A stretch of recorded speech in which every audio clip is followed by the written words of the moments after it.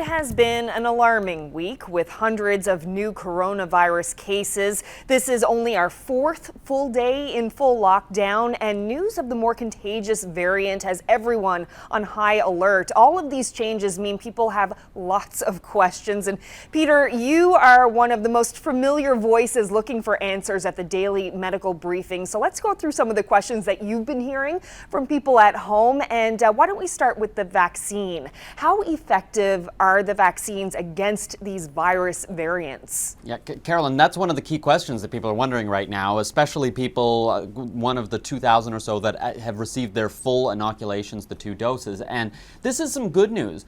So the strain that we're seeing right now is known as B.1.1.7, which is the variant that was first detected in the UK.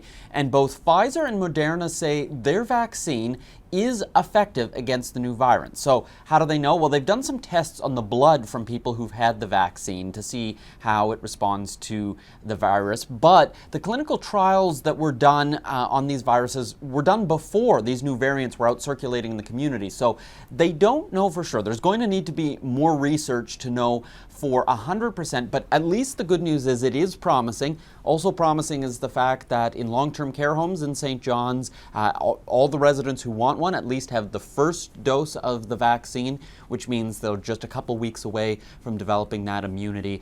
So a good sign as we're seeing these cases circulating in the community right now. But it is also a reason that we have these lockdown measures in place to keep visitors out because the fear that it could get in there. For sure. And Peter, a lot of people are worried about how quickly this virus is spreading. We saw just an explosion of cases. Is there any indication that someone ignored quarantine rules or held a big gathering with too many people, something like that?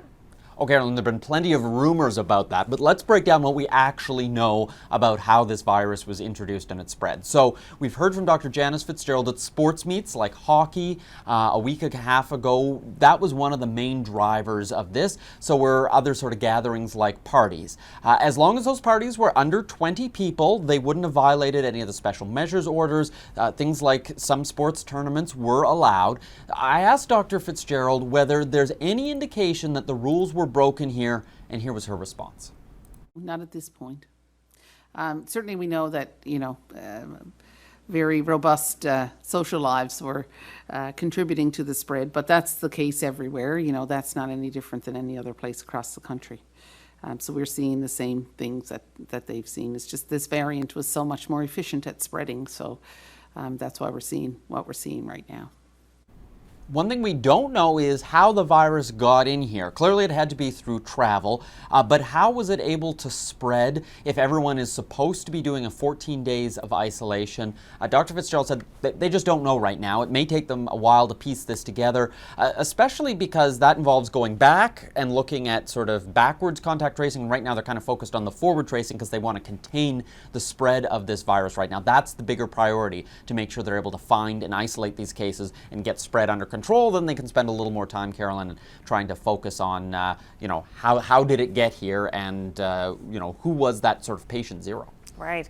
And, we've been hearing a lot about presumptive positive cases, been some confusion with that. We saw 25 presumptive positive cases today, 21 yesterday. Can you explain how those cases are different from the regular positive cases?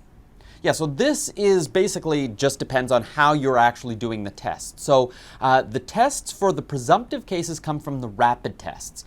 And we know that they aren't as sensitive as the regular PCR tests. Those are the ones that they do in the lab that we've been seeing those numbers every day. It has some benefits. So as the name suggests, it's fast. So you often can get your result within an hour. So if you're quickly trying to figure out if people have the disease or not, this can be useful rather than taking a couple of days for the lab to get back to you.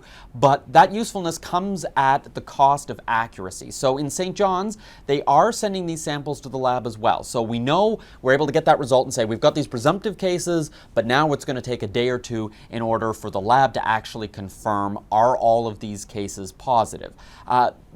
We have heard that they're basically treating them once someone tests positive, even on a presumptive case. They're still going to do the contact tracing. They're still going to isolate those people. So it lets them do that ahead of time rather than waiting for a couple of days for those results to get back. And we have heard so far that most of those presumptive cases, if not all of them, are turning into positives.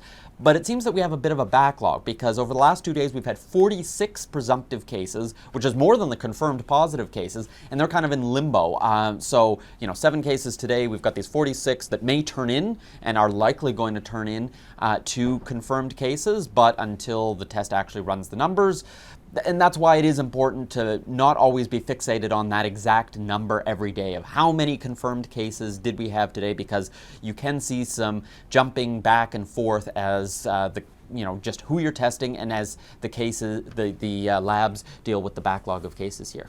All right, Peter, lots of great information there. Thank you so much. My pleasure.